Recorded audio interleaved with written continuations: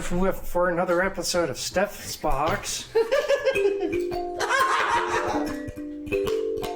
Fuck yeah. My special guest today, Mr. Anthony Corvino. He's a comedian and an improviser and a professional Stanley Tucci lookalike. Oh, great. Awesome. What is that? What is that called? It's called the kalimba. A kalimba? Yeah, oh, you just wow. flick or thumb piano. Where did you get a kalimba? Some hippie left it at my house. Like a hippie brought a kalimba to this house? Yeah. He was actually living in his van on the side of my house for a couple of weeks. Really? Okay. Yeah, he plays guitar in my band. Okay. All right. So well, technically, I play in his band. Okay. How long? Wait. So, how many band members do you have in your band? Sorry, this is your show. No, it's fine. Okay, that's fine. That's how grounded I am about my secrets. I can't let you.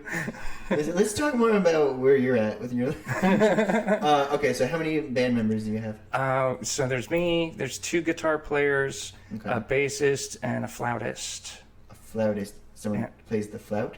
The flout, yes. Okay, good. Because I was gonna guess flute at first. It's flute. Oh, it's a flute. Okay, yeah, cool. Sort of like someone. Ska band. Okay, that's cool, bro. I play sax and keyboards. Oh, you play? Oh, wait. So is it a ska band? No, it's kind of like a hippie EDM jam band. Oh, okay. Like I do DJing and like drum machines and stuff like that. And, all right. Okay. Cool. Yeah. Well, all right. I've never heard that genre of music before. That's really interesting. I've never heard somebody that just rocks the flute. Oh yeah. Okay. And the piccolo and the harmonium. For whatever reason, I pictured you as more of like a metal. I've played in plenty of metal bands too. I'll play in any kind of band. Okay. I spent like 7 years in a funk reggae band in LA. Okay. Yeah. Which one would you say is the one that like most defines who you are as a person? If you're like, this is me at my element. It just doesn't matter really. Really? Yeah. So funk reggae to. I went from that to extreme like avant-garde like theatrical black metal with like costumes and fake blood and upside down crosses. Where do you identify along the musical spectrum? Is this? Somewhere like I don't know, music's music. You know, it's just I'll play any instrument for any band if I'm vibing with it. You know? Nice. Okay, cool. I like ska. There you go. I don't know why. This is terrible music. I know too many ska bands. I grew up in that like weird suburban-y. We called it the Sixth Wave. And where was that? I don't know. It was like the suburbs of like Staten Island, New York. So it was called Tottenville, and I think it was known for just being very. It was very diverse. It was either Italian, or Italian. Oh, okay. Yeah. So it really signifies like the melting pot aspect of America. Absolutely. Right. Yeah. No. And then I think.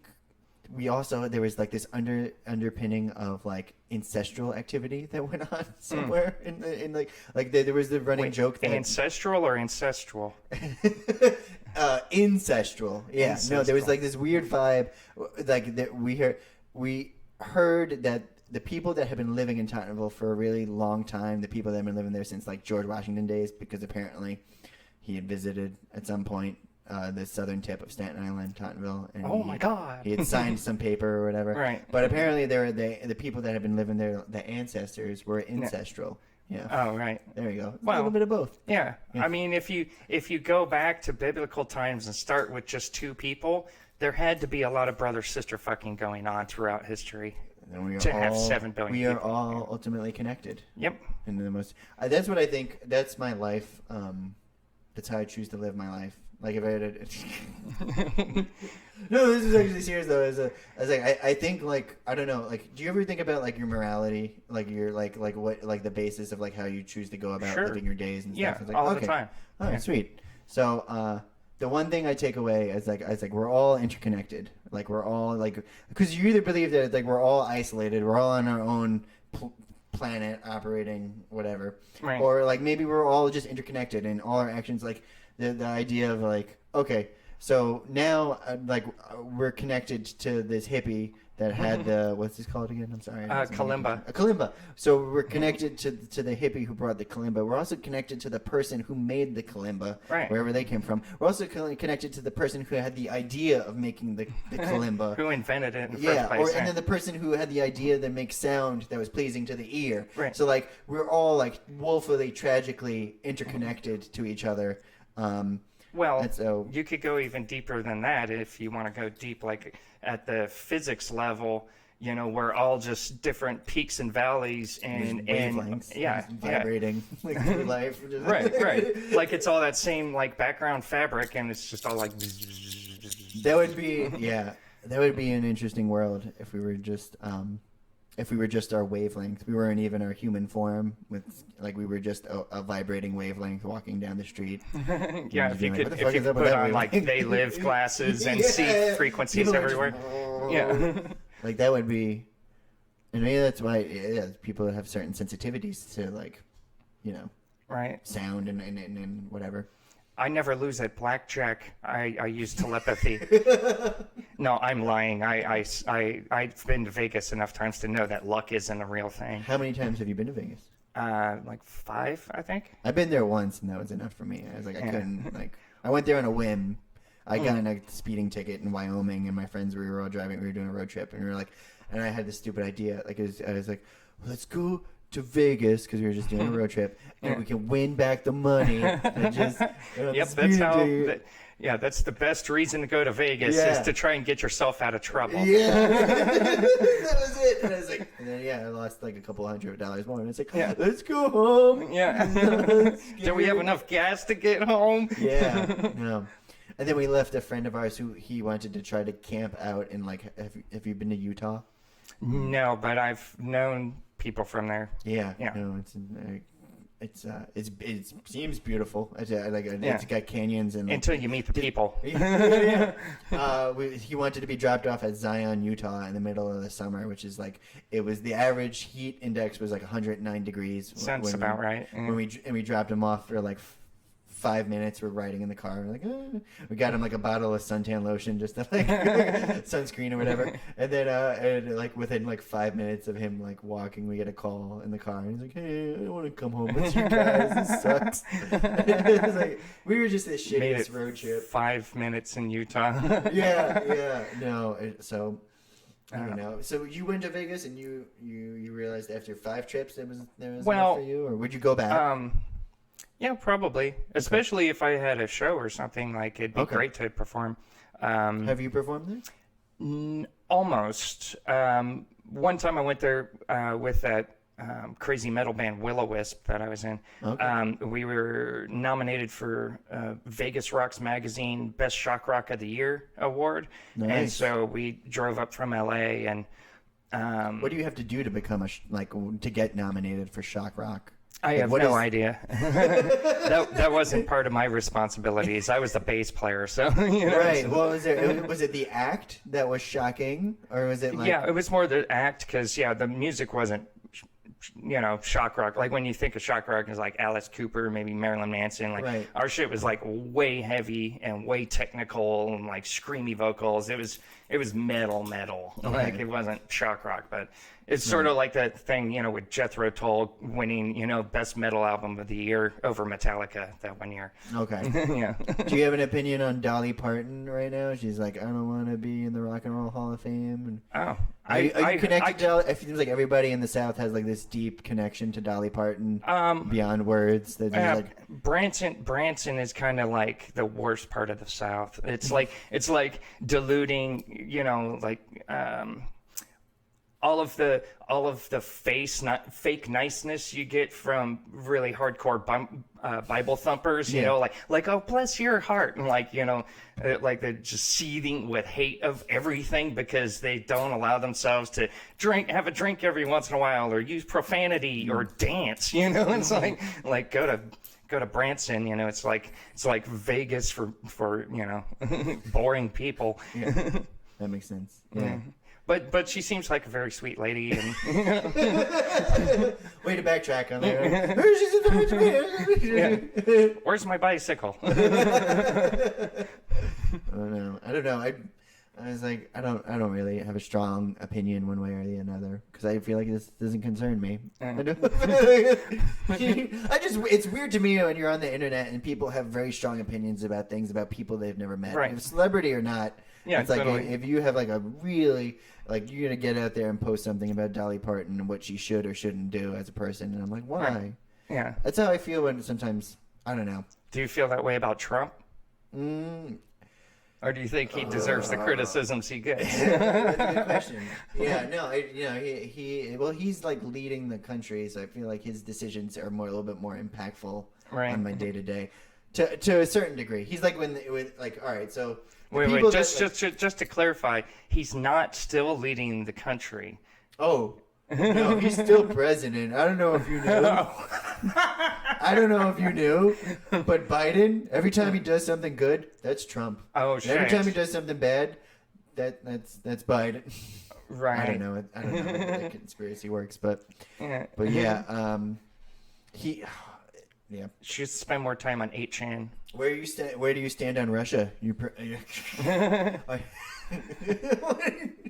How do you feel the war effort's going? Right.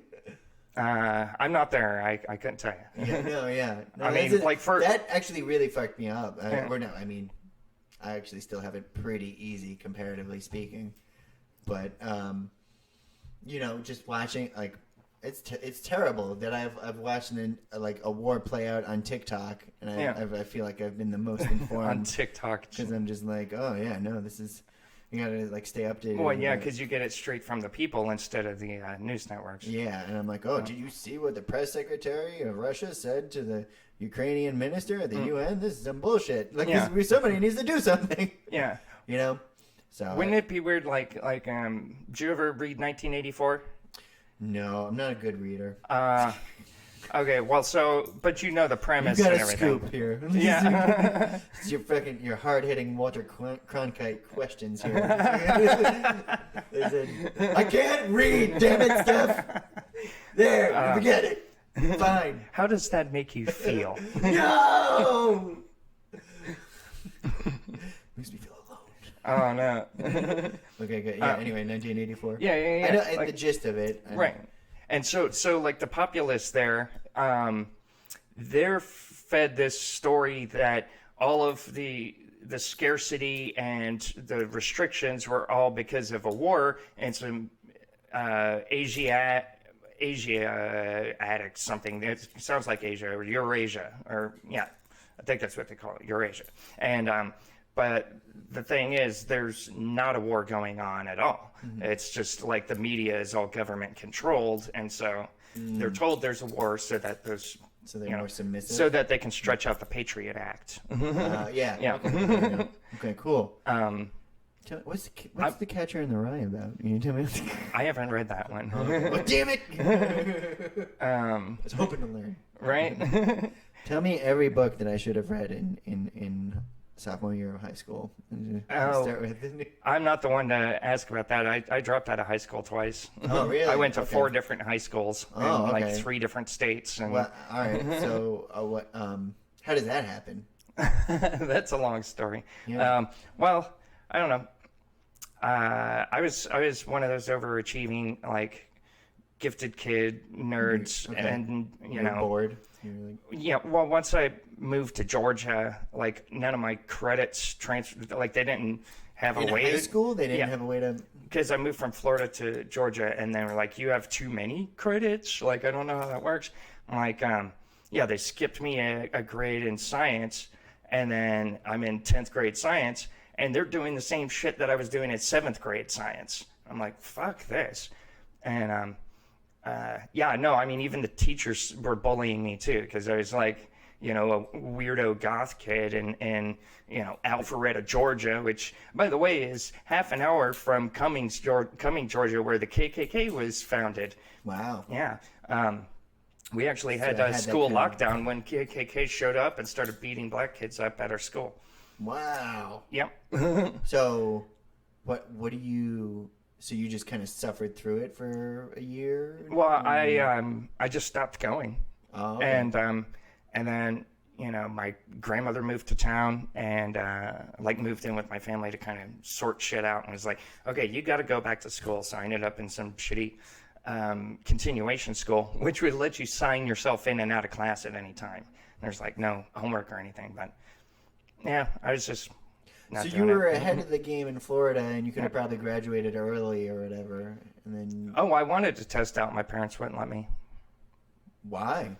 No reason, just because they said so. So, Yeah. Is it like a social thing? Like, we just wanted you to have the high school experience Well, you of got- feeling depressed and It was like riddled with anxiety and... no, like for my mom, it was just pettiness. Like you just got to do the You think work. you're better than us? No, because you what- graduated early? Yeah, pretty much. Yeah, I remember. Are they from Boston originally? Yeah, They no, were it's talked exactly like yeah. that. Oh, yeah. nailed it. Yeah. Yeah, shit. what you think you're better than me? Oh, shit. How about them apples? It was Matt Damon. Your parents were Matt Damon. Yeah, both of them. Oh, wow. No. My mom was Ben Affleck. Okay. Yeah. That makes sense. He definitely seems like the woman in that relationship. So you go from Florida to Georgia, and you went to two schools in Georgia, Yep. and then there was a fourth. Well, let's see. I dropped out for a while, and then was homeless for a while, and then went to South Carolina, and almost killed myself in a car accident. And Like accidentally, or you're like 50-50. Okay, all right, yeah. And so then I went to California to stay with family, and went to high school there for a year, almost graduated. And is this all? Do you think is all like fuck? Like just like, all right.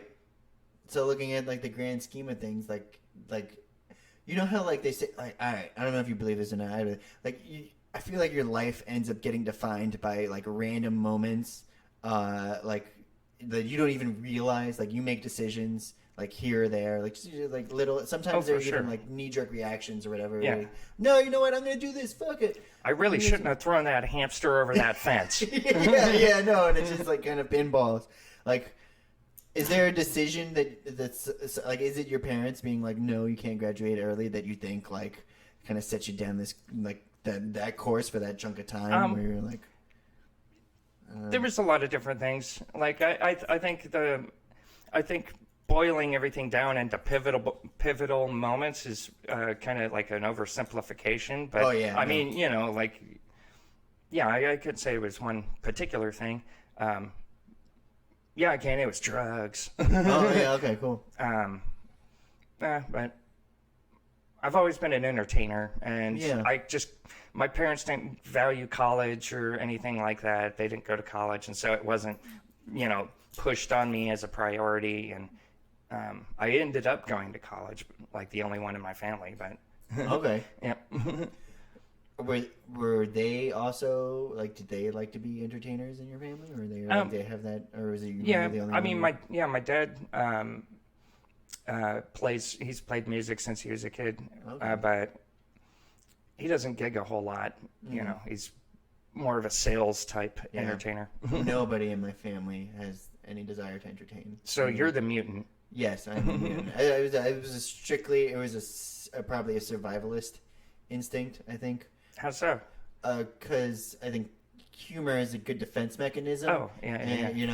I think it's the best defense mechanism.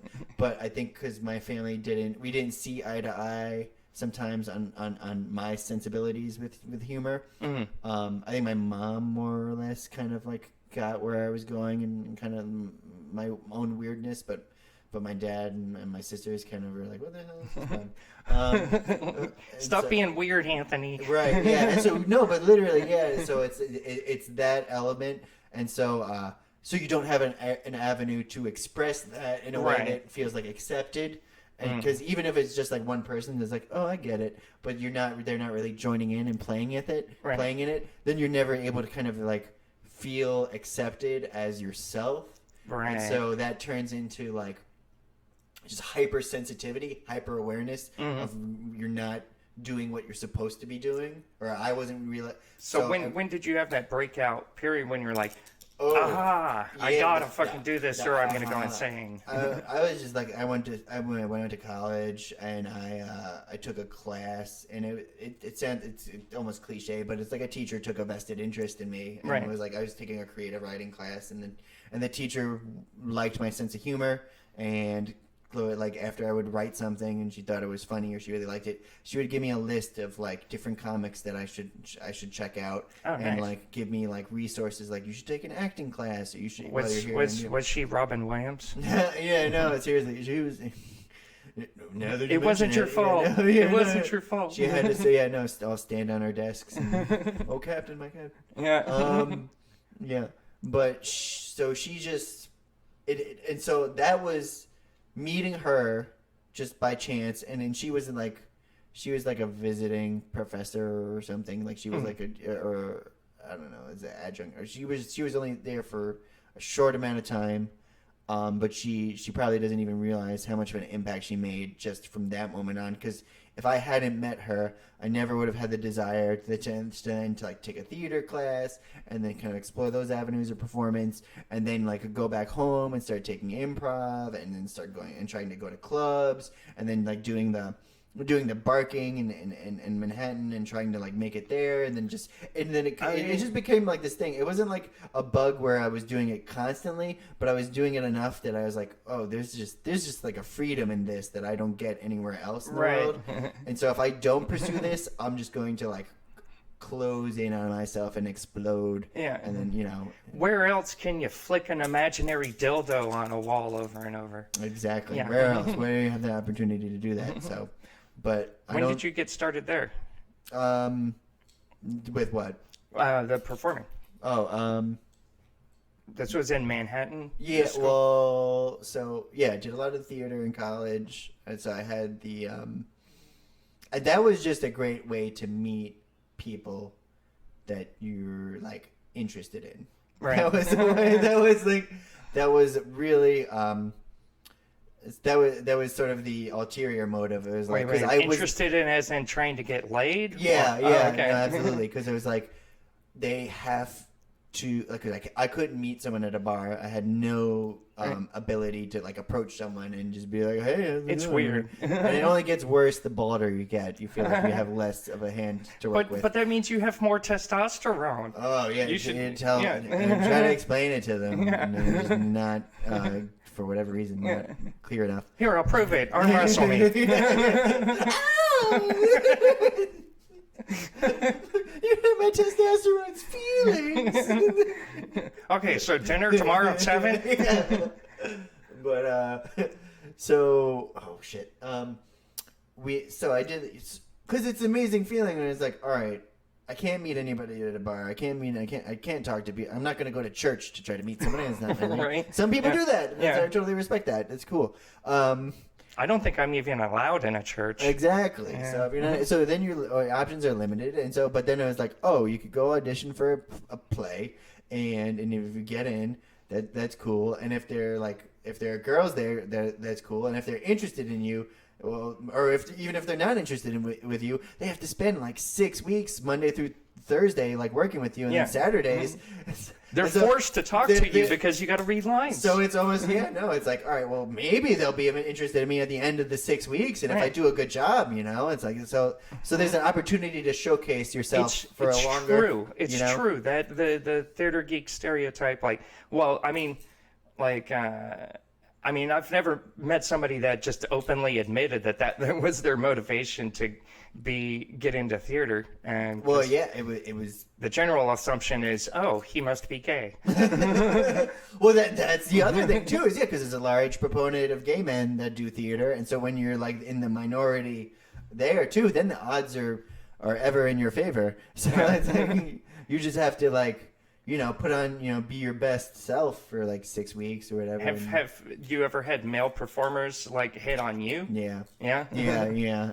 That was, when I came down. When I met my wife, there was, there was a situation like that where I was like, and it's kind of flattering and whatever, and it's funny. Oh, that didn't happen in New York. That happened in North Carolina. It's happened in both places. Oh, Yeah, okay. no, well, there's kind of like You're just swatting them not out. to go back to like the Trump thing, but like the whole locker room talk. I feel like there's theater room talk where there's there's like you know like there's I definitely... love green rooms for that reason. yeah. So Kill 7 hours just.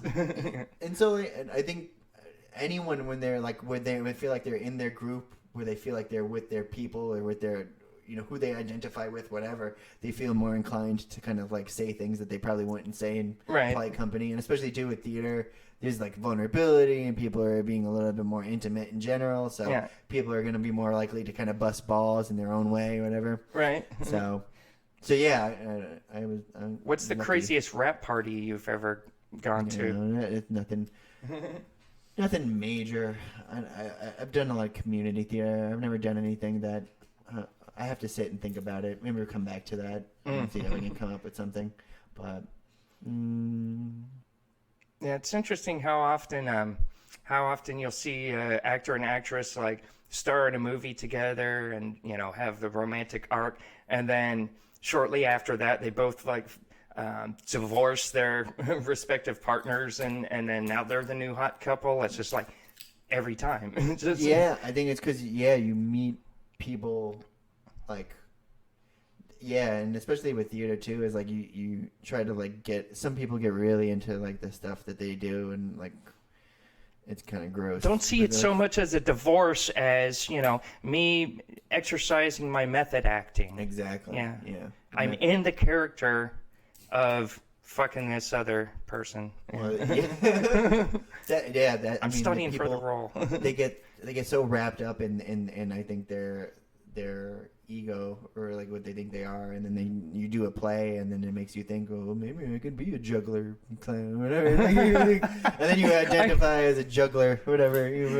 I've never heard somebody's. Jugglers are super sexy, Right. Like there's no woman that could turn down a oh my god, there's so many bowling pins. I always thought that was like a step down. Like don't you like hurt your ego by doing juggling or miming or puppetry? Like those are stepping down. I guess it's like the community theater actor or whatever, and stand-up comic or improviser and then magician. Improviser and magician are pretty close. They can be like depending on how up your own butt you are. Right. It's kind of depending if you're the magician that tells no jokes and you're just very serious about the magicianing, then I feel like you're down wrong. Right.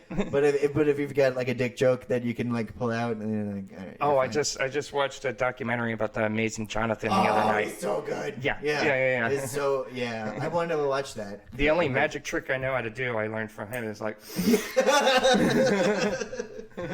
It's so good.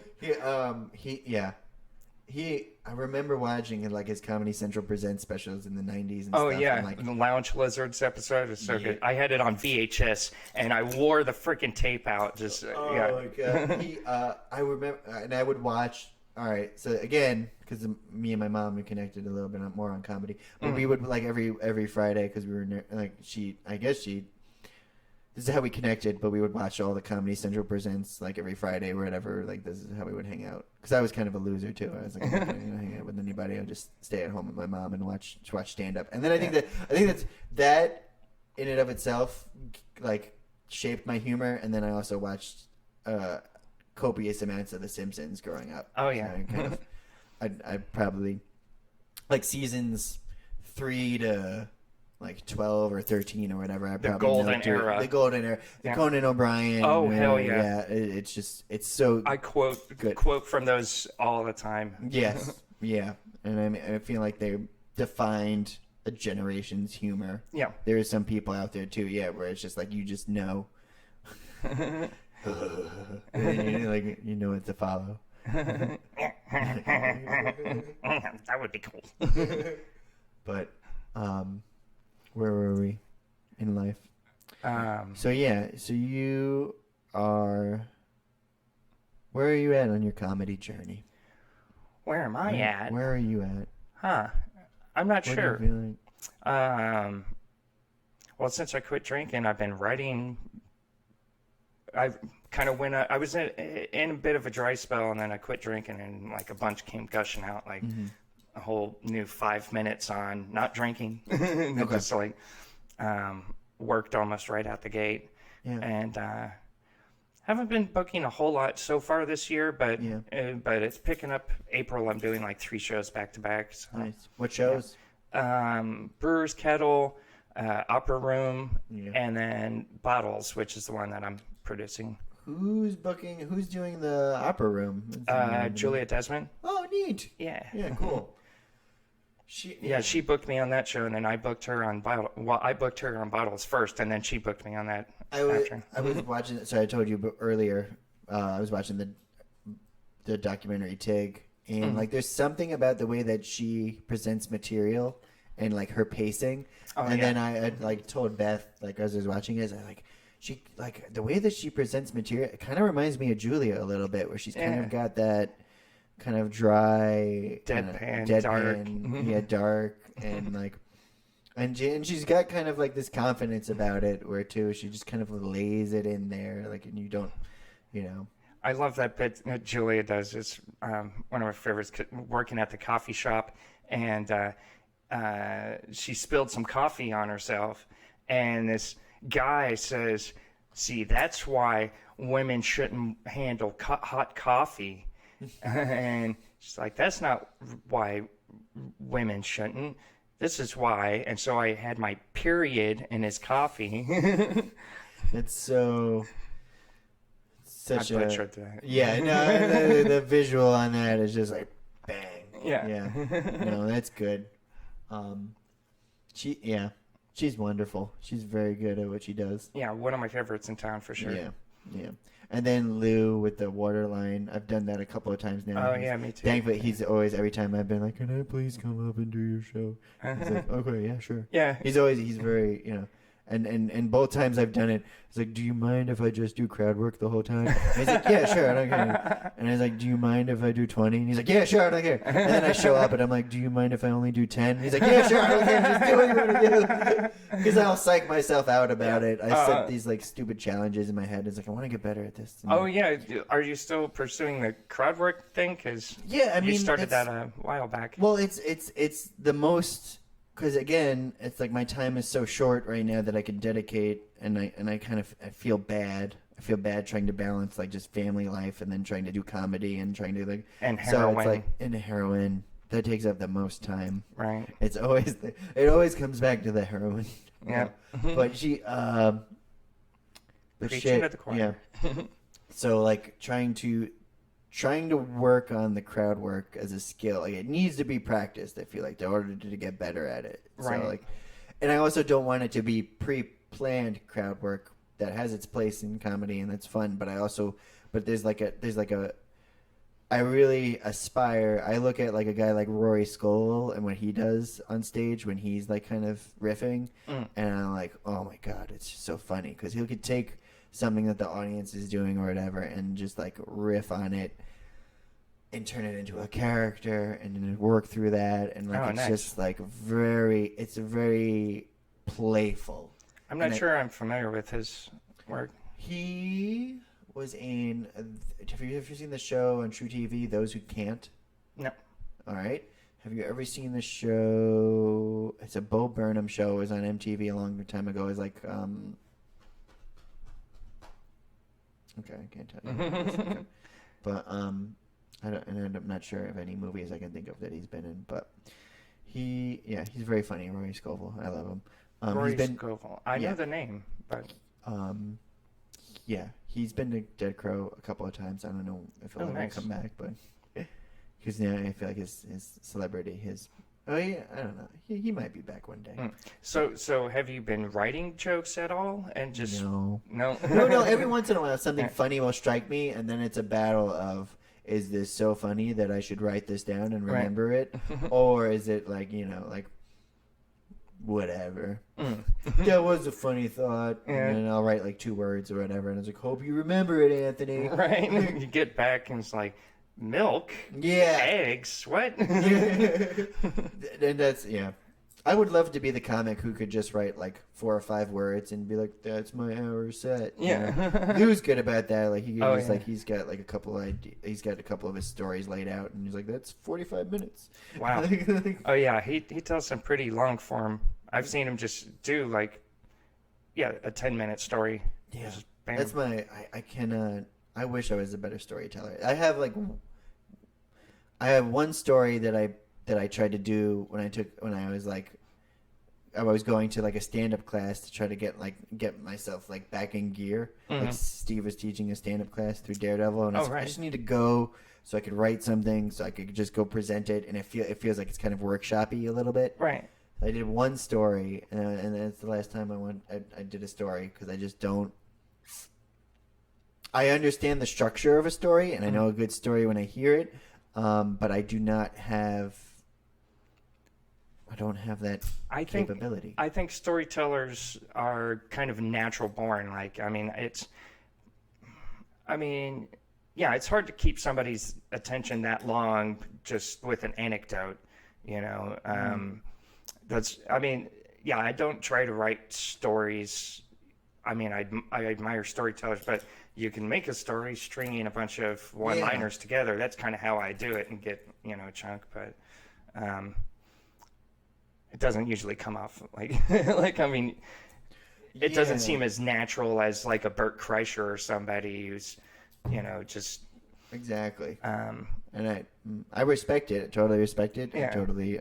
It definitely is really. It can be really engaging and fun, and I wish I could do it, and I can't. I think where my strengths lay is the ability to just kind of play off of other people. Oh yeah. And so when I think of the audience like another person in this event here, and like they want to be there and they want to play and have a good time, right, then we can have fun and have a good time. Yeah. It won't be the cleanest, and I don't mean clean like as in like, what is it? Tidy. It won't be it won't have this tight, polished feel to it. Right. But it'll just be like these people having a fun time in this one moment, and like that's all. For me, that's all it needs to be. I've seen you killed that way. Yeah. Except for that WTF show, nobody killed that. There was nobody to kill too, really. There was like 4 people. Yeah. And so but in that moment too, I still like to do it, if only because it's like, all right, well, I've got to connect with this guy and that girl and that couple, and okay, that's it. Yeah. See, but like, just talk to them and not make them feel weird. Yeah. And I still end up making them feel weird. Like, I didn't come here to be talked to. That's why I sat in the back. And it's like, well, there is somebody sitting in the front. Sorry. Right. Yeah. And I do realize too, like people still like they get terrified about getting talked to and stuff. Yeah.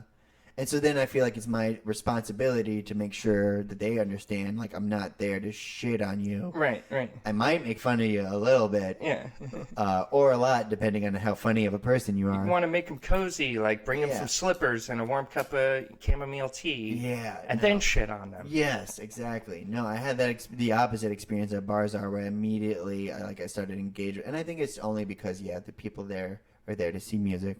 And will tolerate a certain amount of comedy, right? And so, like, that's it. And so but there was someone there that like came by herself, and and I started talking with her or whatever, and I was kind of asking. It was around Valentine's Day, and so I was asking her about like, like I was asking the crowd, is anybody in a couple or anybody in a relationship? She was like, boo, whatever, and I was like, oh, like, well, what's going on? And she's like, no, she's kind of like, fuck men or whatever. Yeah. I was like, okay, all right. Well, did you just get out of a relationship or something? And she's like, that's none of your business. Right. And I was like, okay, well, what's your name? And it's like, you don't need to know that. And I was like, this is see, that's great. That's why I'm hesitant to try doing stuff like that.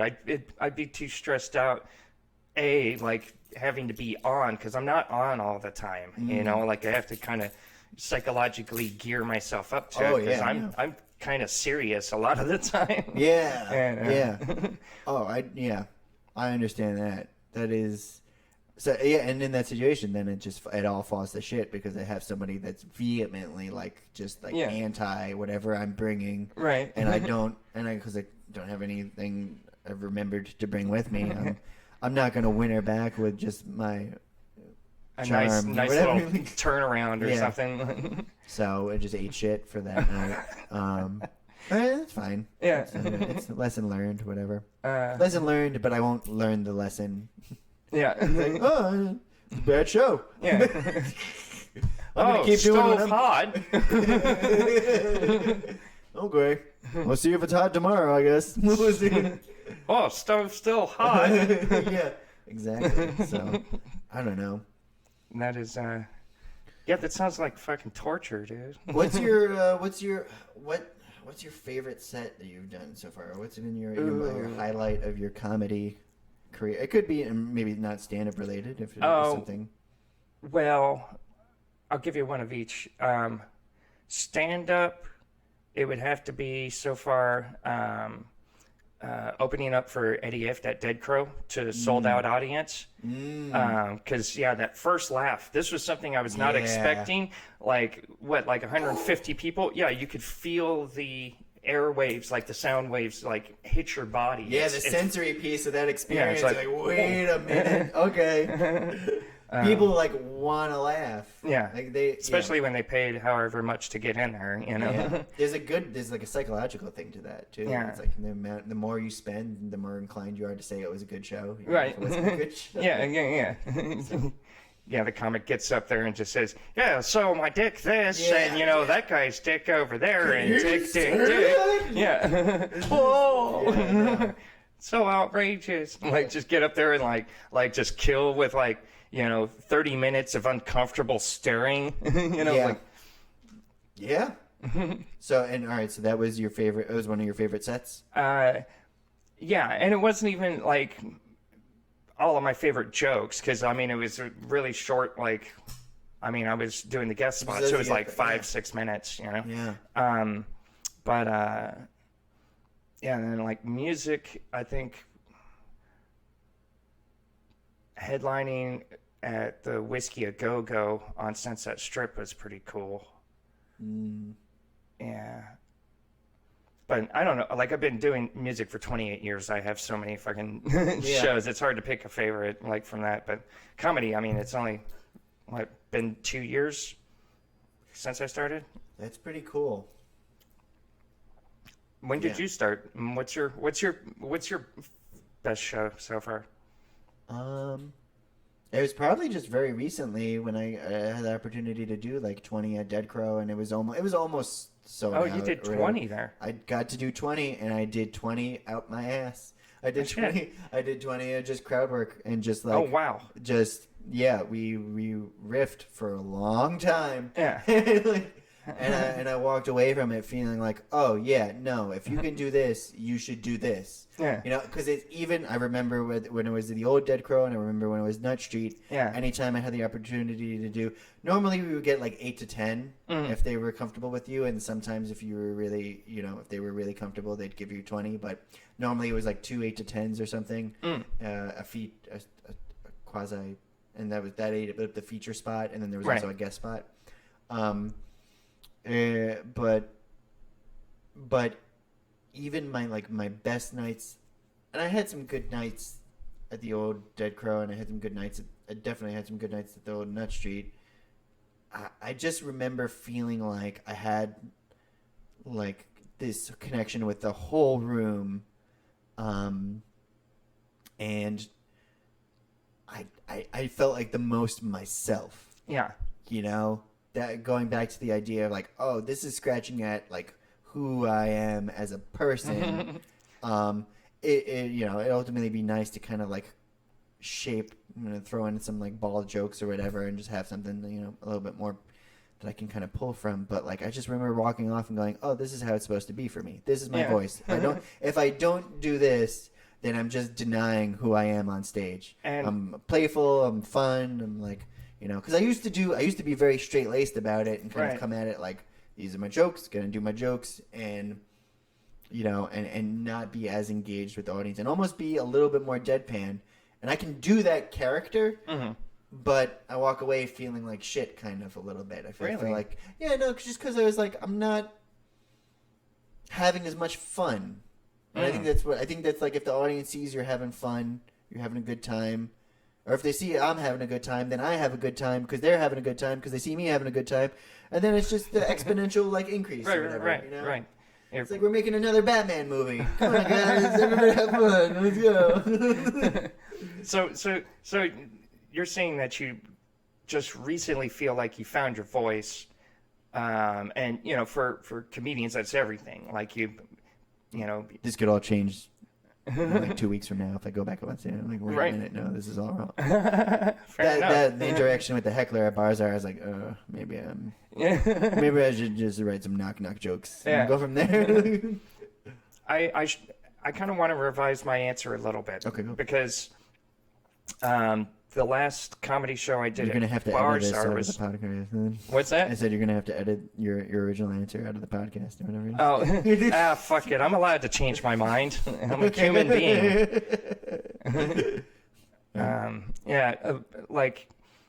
I did a show. It was a ladies' night comedy, and I was actually the host for that. And it was Trish Smart and Julia and Megan Cook and some chick from out of town who did 3 minutes under and ate shit. Oh, dang. and was like real snooty and didn't talk to any of the other comics. Yeah. But other than that, it was killer night, like huge, like it was packed, like we sold out. Like people were like crammed up on the bar, like you had to wedge your way through. All that paid, you know, a decent amount of money to get in too. Yeah. And it was my first real show after quitting drinking. And so I'm like, whoa, what is this? Do I have nerves? I haven't had nerves. I don't think I've ever had nerves. Like, this is because, you know, the whole time I've been doing comedy, I was, you know, pretty buzzed, you know? And so, but yeah, the crowd was great. And yeah, I had a lot of opportunities to interact with the crowd. Like, I'm not the kind of person in general to initiate conversation with others, although that's a lie. I texted you to come over to my house and, you know, talk with me. So I understand. but yeah, it's a balance. Yeah. Right. Like, I'm not gonna chit chat with you in the line at the gas station or whatnot. Small talk is like the death. You just want to get right into the shit as fast as possible. Yes. Yeah. So where did your uncle touch you? Yeah, exactly. No, we started off pretty quickly in talking about incest. And right. So but yeah, I agree wholeheartedly because I feel like this, you know, you constantly, again, we're just wavelengths vibrating in the world or whatever. So why am I going to, your wavelength is blue? Fuck that. Let's go into why it's blue. Right. You know, like, why did you? Or, you know, it's fucking. That's like people that refuse to talk to you because of your astrological sign. Well, I've gotten it a lot because I'm a Gemini. Okay. Yeah. People say, "What's your sign?" It's like Gemini, and then go, like, all right. Okay, I'm out. Like, what? It's just not even real.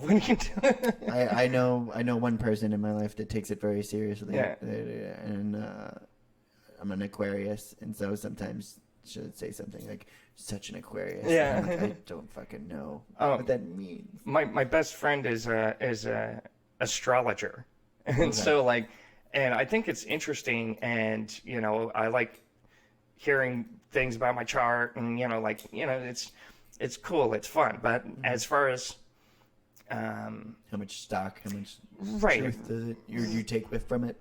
Yeah. Well, see, the way he explains it is it's not about trying to tell the future or anything like that. It's more into like a window into your present and your past. Okay. And so it's like a psychological tool. Like, he looks at it from a very Jungian perspective. So Gotcha. Yeah. Have you taken the Myers-Briggs?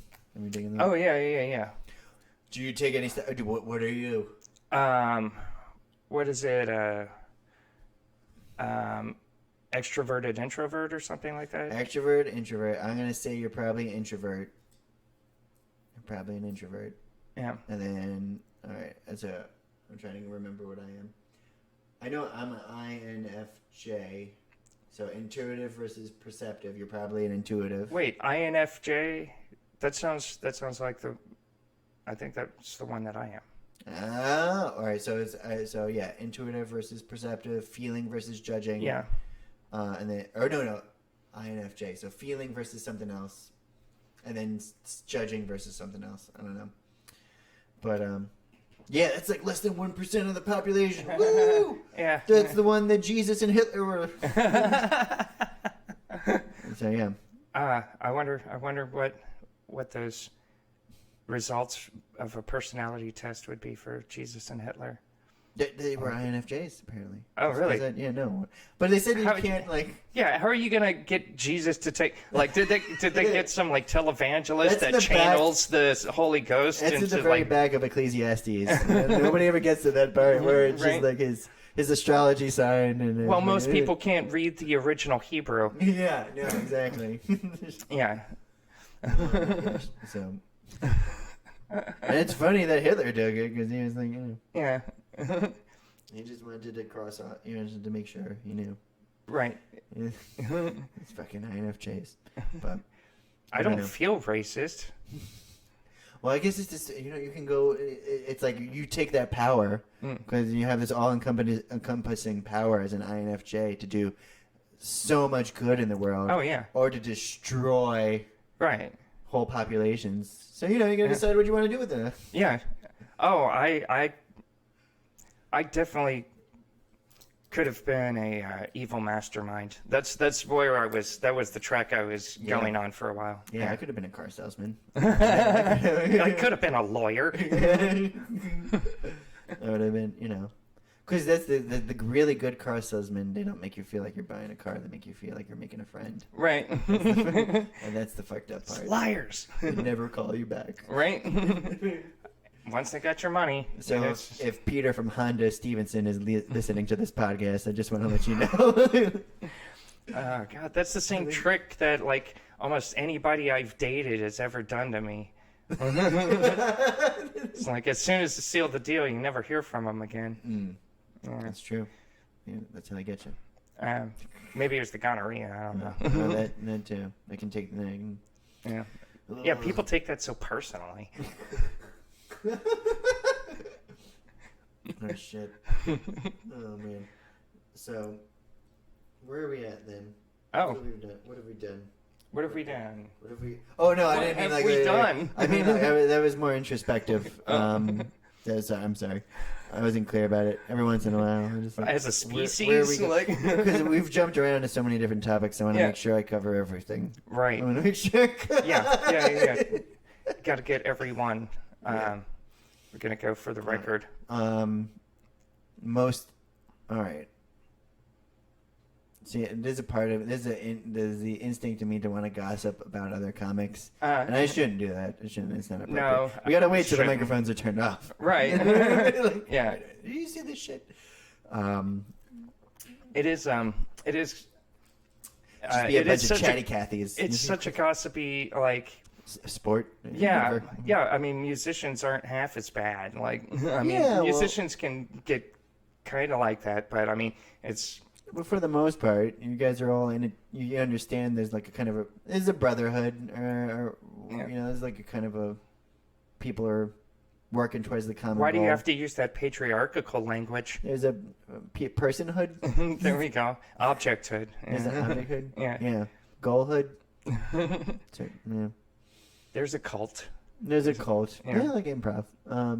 Very culty. Yeah. I don't know if it's. I try to pay attention to when I'm about to join a cult, and I'm just like, no, not for me. Yeah. Have you ever joined a cult before? I've started a cult. Oh, Yeah. okay. Mm, Is it still going? possibly.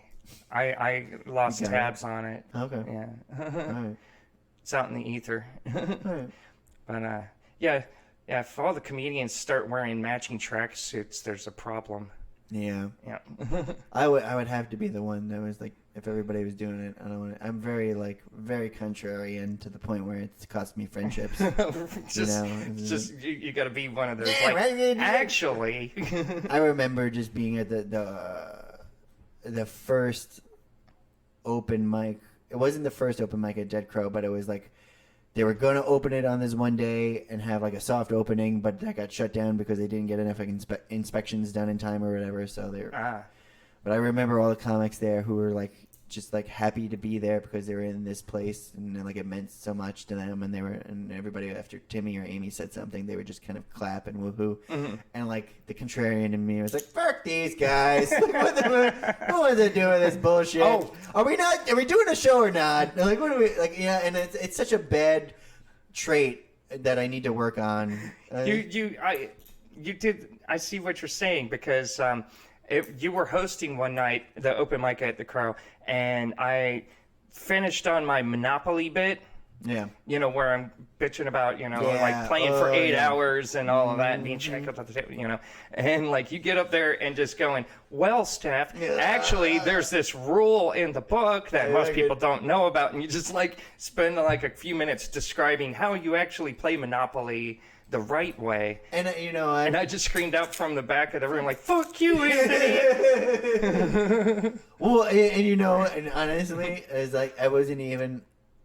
It was a dick move, but in my brain I was like, well, people don't need to know about this. Right, Like, they need to know, like, because like I feel like there would be so many less fights in my house, and like if people just knew, like, just like make a bid, auction off every property after you land on it. If nobody pays for it, keep the game moving. Yeah. Like, I think I was trying to protect families. Oh. I think it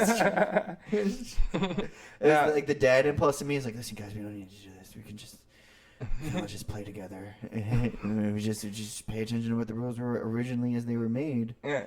We can actually have a fun time, and no one needs to go home crying. Yeah.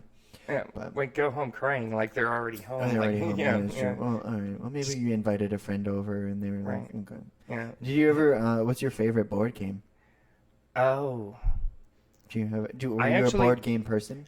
Oh yeah, hell yeah. Okay. Like no, I designed a game. I've designed a number of them. Oh really? Yeah. One of them I spent me and another guy that I lived with and worked with and knew for. Yeah. Anyways, we spent like a little over 2 years. It's like this strategic board game, like it's like like a 50-page rule book. Like, you guys got really into the rules. Yeah. It's not a casual game. Yeah. It's like kind of like Risk meets Dungeons and Dragons, and like Okay. When you made it, after you made it, we were like, we need to take this to market. Or you were like, no. What happened was, this is kind of a fucked up story. I came up with, so this guy I'd lived with, he was my boss when I first moved to California. He was one of my bosses at a video game company that I was working at as a tester, and we became fast friends, and then ended up moving in together. Got into a fist fight the first night we lived together, and his wife left like the same night. Like the first night of being in the apartment, they had a big blowout. She left to stay with her sister, and then we got into a fist fight, and and then but still worked with him, and like stayed friends, and like and then ended up moving in together again like 10 years later. And ended up getting into another fist fight. The only 2 fist fights I'd ever been in the 17 years I lived in Los Angeles were with the same person, almost exactly 10 years apart. Dang. Yeah. But, we had done some game design stuff before, and we made a good team. And I had this idea, and I wanted to get him to, help me out with it, because, like, he's better at some of the math side of things, like statistics and calculus and all the game balancing math. And when I first told him the idea, we were on a drive through the high desert up in Palmdale, and I proceed to tell him, like, okay, I got this and this, and he's like, yeah, that has to be one of the stupidest fucking ideas I've ever heard. I was like, it's come again. And then 2 weeks later, he calls me up and he's like, okay, I thought about it. It's fucking brilliant. I want to work on it with you. And so we end up going full steam ahead and just like crunching hours on it. And then eventually he starts like steamrolling me on the project. and is trying to take control of it. And then like we had that second fight like while we later in the development of it, and had a falling out. And he took the game and our testing group, like a bunch of people that we worked with and neighbors and stuff that would play weekly, and he paid a couple of those guys $50 a pop to take it to one of the biggest board game conventions in the country and set up a booth and do demonstrations to try and get like, you know, investors and shit interested. So yeah, steamrolled me from my game, and then hired our mutual friends to go and, you know, demo it without letting me know. Did anything come of it? No. Oh, okay. Yeah, after I stopped working on it, like it stopped. Yeah. Yeah. Yeah. So, That's crazy. yeah.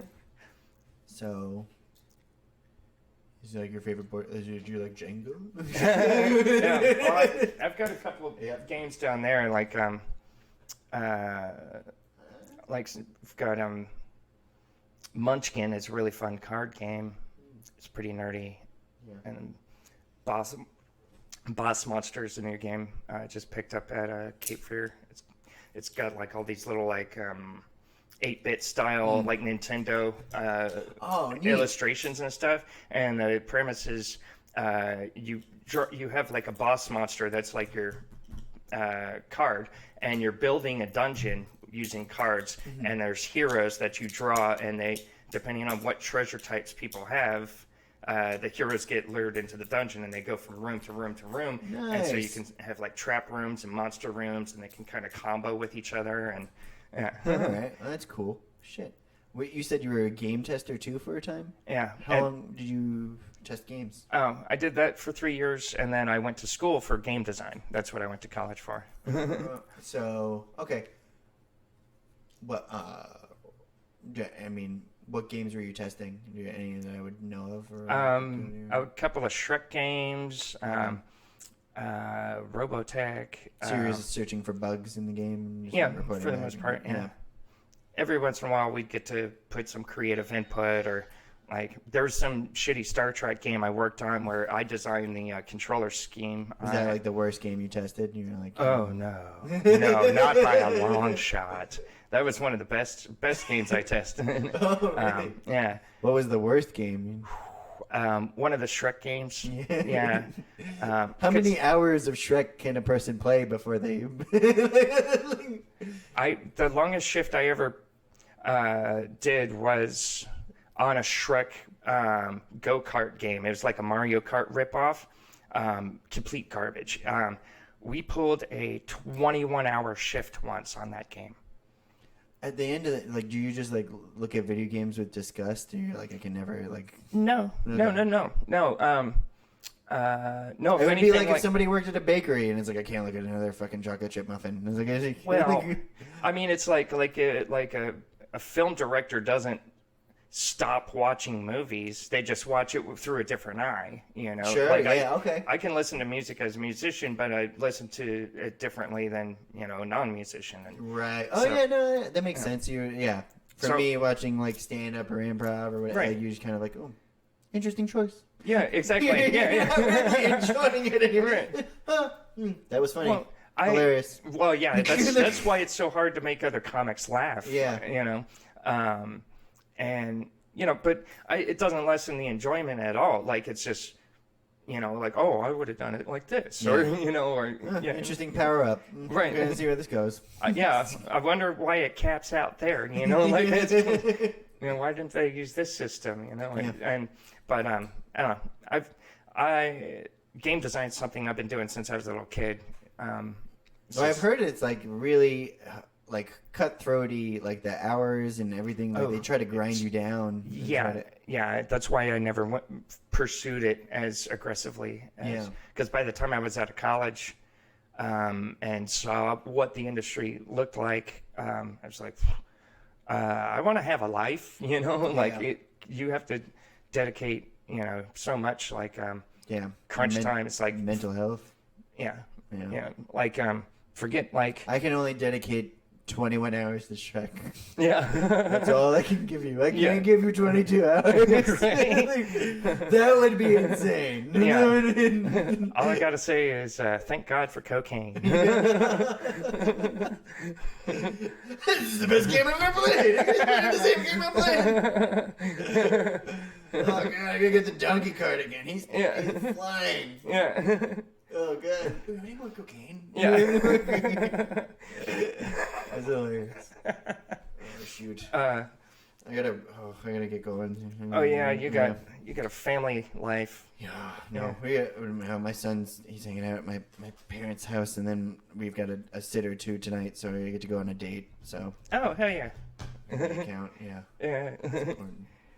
It's important to be able to go on a date, and then have a nice dinner, and then remember that you like each other. It's critical. That's good advice. You should write that down. Oh, yeah, you think so? Yeah, no. Yeah, I think you could sell a lot of self-help books. All right, edit that part out then, save it, and just send the clip to me, and I'll go back and rewrite it. Okay. Yeah, I'll do that for you, Anthony. But, well, yeah, man, Thanks. thanks. Writing a lot of marriage self-help books. Yeah. Oh, yeah, no, now it's my turn to steal someone's idea. Oh, there you go. You made it. Oh, shit. Well, thanks a lot for coming on. This is fun. Yeah, no, it's super fun. Thanks for having me. Yeah, anytime. All right. Bye. Bye. Get the fuck out of my house.